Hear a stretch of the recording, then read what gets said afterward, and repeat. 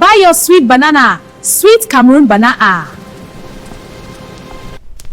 Onye ga-azụta unere m?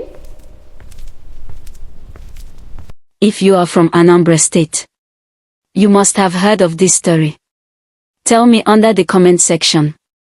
She was the pride of her widowed mother, the girl who could sell 100 bunches before the moon rose. But tonight, the air felt thick, humid in a way that made the hair on her arm stand up. Near a quiet side street leading away from the market rose to the gleaming white Mercedes. Beside it, a man in a flowing white agbada leaned against the gate. This was Chief Okeke, a man whose wealth was as sudden as a summer storm and just as loud. "NNE," he called, his voice smooth like oil. "Come. Nick, I want to buy everything on your head. My guests are hungry." Ada's heart leaped. An empty tray meant she could go home early. She followed him past the heavy iron gates of a mansion still under construction, a massive, sprawling skeleton of concrete and ambition. Inside, the house smelled of wet cement and something metallic. The workers were gone. The silence was absolute.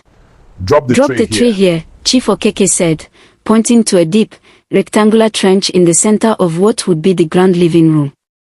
As Ada bent her knees to lower the heavy wood, the shadows in the corner moved. Two men stepped out. Before she could scream, a heavy hand clamped over her mouth. The banana stumbled, bruising against the grey concrete. The goddess demands a pure seed for the wealth to grow, a Dibia herbalist whispered, emerging from the gloom with a calabash. They didn't use a knife, that would be too quick. Instead, they lowered the terrified girl into the trench. As she looked up with wide, pleading eyes, the first shovel of wet, heavy sand hit her chest. Then another. And another. Above her, the chief watched, his eyes reflecting only the greed of a man who wanted the world at the cost of a soul.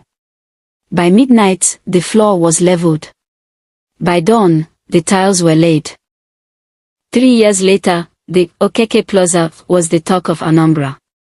It was a massive public house, flats on the top, shops on the bottom. But the tenants didn't stay long. It started with the smell. No matter how much bleach the cleaners used, the lobby always smelled of overripe, rotten bananas. Then came the sounds. Onye ga-azụta unere m? Anya M. Who will buy my bananas?